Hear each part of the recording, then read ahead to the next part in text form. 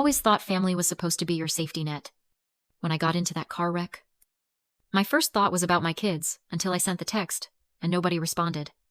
When I finally called, my mother answered with that bright, practiced cheerfulness. "It's just terrible timing.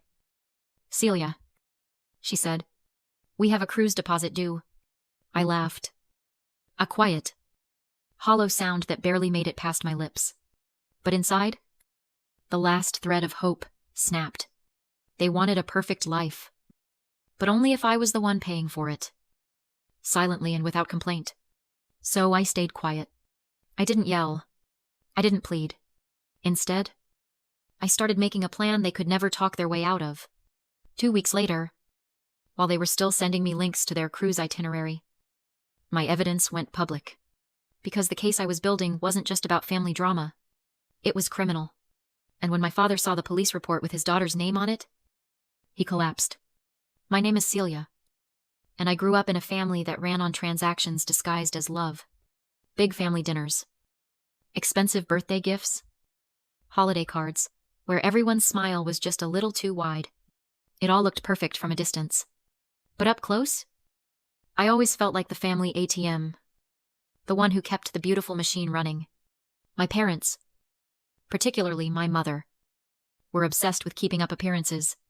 My younger sister, Chloe, was their masterpiece, bubbly, beautiful, and a budding social media influencer. I was the responsible one, the one with the stable job and the good credit score. My mother used to say I was her rock, but I could always hear the unspoken part, a rock you stand on to get a better view. Still, I loved them. Every time they needed something, every crisis, I was the first call. I showed up with money, with solutions, with whatever they needed. I thought that's what you did for family. But love in our house was conditional. It depended on my utility, my compliance, my silence.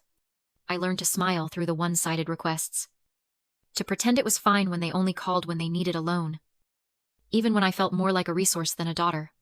When the car spun on that patch of wet asphalt, my first thought wasn't about the shattering glass or the searing pain in my side. It was about my kids. Leo, who is 10, and Maya, who is 7. Who would pick them up from school? My text to the family chat was simple: car crash. I need someone to get the kids. I stared at the phone from the emergency room bed, my hands shaking too much to type anything else. Hours went by. The little read receipts appeared under my message from my mother, my father, and Chloe, but their phones and their lives remained silent. Later that night, Chloe's Instagram story lit up. It was a video of 2 champagne flutes clinking. The caption, a cheerful, "Treat yourself Tuesday."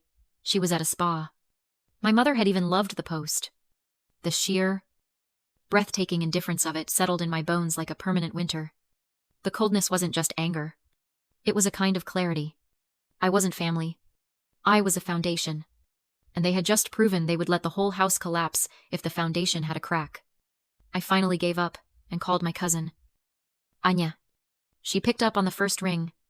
"Celia, what's wrong?" I explained, my voice cracking. She didn't even hesitate. "I'm leaving work now. I'll get them. Don't you worry about a thing." She picked them up, took them for dinner, and her husband, Ben, met them at my house to pack their bags for the night. They didn't ask questions or wait for instructions. They just showed up. That's what a real safety net feels like. 2 weeks later, still hobbling around my house on crutches. My body, a patchwork of bruises and stitches. My mother called. She didn't ask about the accident. She didn't ask about the kids. She launched into a breathless story about a once-in-a-lifetime cruise deal.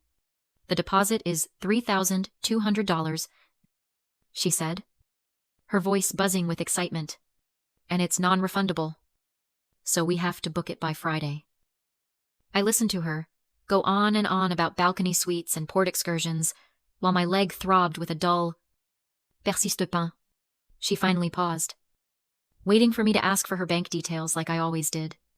In that silence, I said one word. "No?" The line went quiet.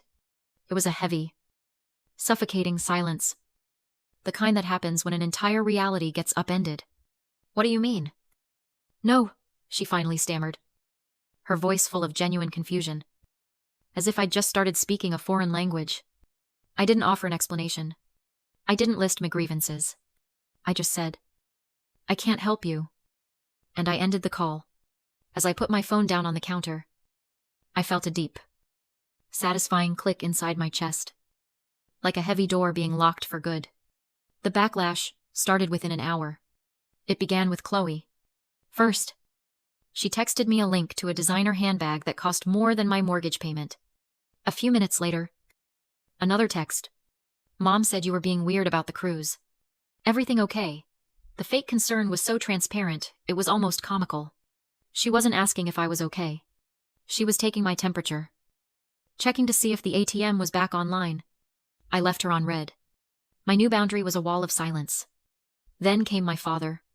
He sent a long, rambling text message. That was a masterpiece of manipulation. It was all about the importance of family, helping family, how they had always been there for me, a blatant lie, and how my mother was heartbroken that I was suddenly punishing them for no reason. He painted me as the cruel, ungrateful daughter, the one who had suddenly and inexplicably turned her back on her loving parents. I read the whole thing and felt nothing, just a dull, hollow space where my filial duty used to be. The grand finale came that evening. Chloe posted a black and white quote on her Instagram story, the kind people use to signal a dramatic konflikt. It read, "It hurts when you realize you were watering a dead plant all along." The complete and utter lack of self-awareness was staggering. They saw times themselves, times as the neglected plant. They had no idea they were the rot that had killed it in the first place. They truly believed they were the victims of my sudden, inexplicable cruelty. I thought their campaign of guilt trips and passive-aggressive social media posts was the worst of it. I thought it would stay at that level of pathetic emotional blackmail. I was wrong. The real escalation, the move that showed me exactly who they were, came a week later. It was a call from Mr. Seven Davison, the principal at Leo's school. His voice was kind but firm, the tone people use when they have to deliver terrible news. "Celia," he started, "I'm calling because an anonymous report was made to the child welfare hotline this morning." My heart didn't just stop. It felt like it fell right through the floor. The world went fuzzy at the edges. It continued, explaining the complaint. There were two specific, monstrous allegations. First, that I was leaving my children unsupervised for long periods in a home filled with hazards. Second, that I had developed a substance abuse problem and was misusing the prescription pain medication I'd been given after the accident. The blood drained from my face in a cold, sickening rush. I knew, with an instant and absolute certainty, who had made that call. Only my parents and Chloe knew the specific name of my prescription. I had mentioned it once on the phone to my mother when she'd called not to check on me. But to complain about a bill, this was their leverage. This was their response to the word no. They weren't just asking for cruise money anymore. They were threatening to take my children away to get it. They had crossed a line from which there was no coming back. The family I had spent my life trying to please was gone. In their place stood three strangers who were willing to burn my life to the ground for a vacation. That night, after the social worker had left a kind woman who could clearly see the allegations were baseless, I didn't sit in fear. I sat in a cold, clarifying rage. The malicious hotline call wasn't just an attack, it was a catalyst. It pushed me past grief and into a methodical, relentless pursuit of facts. I spent the next 6 hours glued to my laptop, launching a full financial audit of my life. I pulled my credit reports. I downloaded years of bank statements. I started untangling the web of financial connections I had foolishly allowed to form between me and my family. And that's when I found it. A credit card, opened 6 months ago, with a major national bank I never used. The account was in my name, and, listed as an authorized user, was my sister, Chloe. The outstanding balance was over $12,000. My breath hitched. I clicked open the statement, and my vision narrowed until the glowing screen was the only thing in the world. I scrolled through months of charges, a detailed receipt of my sister's lies. There were charges for boutique hotels in the city, $500 dinners at Michelin star restaurants, and a constant, bleeding stream of purchases from designer stores. Every gifted dress in her Instagram posts, every perfectly staged brunch, every impulsive weekend getaway, it was all funded by fraud. By me? A chilling clarity washed over me. Sharp and absolute. This wasn't a family squabble anymore. This wasn't about hurt feelings or a cruise deposit. This was identity theft. This was a felony. And they had just handed me a mountain of evidence, complete with dates, locations, and transaction IDs. They had given me the weapon I would use to dismantle their world. The time for emotional reactions was over. I didn't cry. I didn't scream. My movements became deliberate. Precise. A general preparing for battle. First, I called a lawyer who specialized in financial fraud and identity theft. She told me exactly what I needed to do. Second, I went to the police station the next morning and filed a detailed report, providing them with the credit card statements and Chloe's name. Third, I contacted all 3 credit bureaus and put a permanent freeze on my credit. Then, I went home, sat at my kitchen table, and I began to write. I crafted a post for my private Facebook page, the one connected to our entire extended family. My parents' church friends, old neighbors, everyone who saw them as pillars of the community. I was strategic. I was surgical. I didn't use a single name. I didn't need to. I simply laid out the facts. An emotionless, undeniable timeline of events. I started with the date and time of the car crash, and my simple plea for help in the family chat. I followed it with the spa day, the frantic demand for cruise money, and the subsequent guilt-tripping texts. Then, I detailed the anonymous, malicious call to my son's school, carefully explaining how the accuser used private medical information. I finished with the discovery of the fraudulent credit card opened in my name, and the $12,000 of debt racked up by an unnamed close family member. And then, I attached the proof. I posted the screenshots. Side by side, my disparity. Time-stamped text message next to Chloe's smiling champagne, boomerang from the spa. A redacted copy of the call log from the school principal showing the time the call came in. A redacted copy of the credit card statement, with thousands of dollars in charges for designer clothes and luxury hotels circled in red. I hit post. It wasn't a spark. It was a detonation. The post obliterated the carefully manicured garden of my family's public image in a single, fiery blast. Within an hour, the comments and private messages started pouring in. It was a cascade of revelations. A cousin messaged me, admitting that Chloe had borrowed $2,000 from him for a rental deposit 6 months ago and never paid him back. A former family friend commented on the post, questioning a suspicious GoFundMe my parents had run 2 years prior for emergency plumbing repairs that, strangely, never seemed to happen. The facade didn't just crack. It disintegrated in real time as everyone connected the dots and saw the undeniable pattern of manipulation and deceit. The fallout was swift and brutal. Chloe's micro-influencer brand partners, the wellness tea companies and boutique clothing lines, dropped her within 48 hours. The comments on her old posts turned vicious. My parents quietly deleted their old, questionable GoFundMe page. But it was too late. The damage was done. The social shrapnel from my post was devastating to their reputation.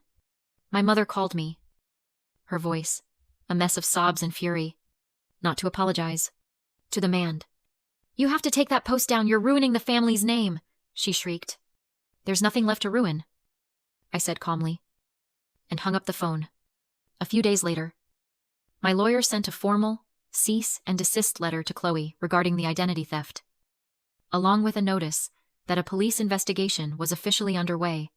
Her social media accounts went dark. The phone calls and text messages demanding money stopped completely. The silence was beautiful. Within 3 months, the world they had built on my income and my credit collapsed. Without my financial support to cover their shortfalls, my parents' mortgage went into default, and they lost their house to the bank. Chloe, with no income and a looming criminal investigation, had to move back in with them into a cramped 2-bedroom rental apartment across town. My world, in contrast, became small and peaceful. It revolved around my children, my work, and my chosen family, Anya and Ben. We started a tradition of Sunday night dinners at my place, our laughter filling the rooms where anxiety and obligation used to live. One evening, my daughter Maya looked up from her drawing, smiled, and said, "I like how our house is calm now." That one word, calm, was my victory. It was worth more than any apology I never received, more than any money I never got back. With the thousands of dollars I was no longer hemorrhaging to support their lifestyle, I opened college funds for Leo and Maya. I started my first real investment account. My future, for the first time, was entirely my own. 6 months after the post, a single letter arrived in the mail. No return address. Inside, on a folded piece of paper, was one sentence scrawled in my mother's familiar handwriting. "You destroyed this family." I felt no anger, no sadness, and not a shred of guilt. I walked to the kitchen, slid the note into my shredder, and listened to the quiet, satisfying whine as it was torn into unrecognizable pieces. I didn't destroy a family.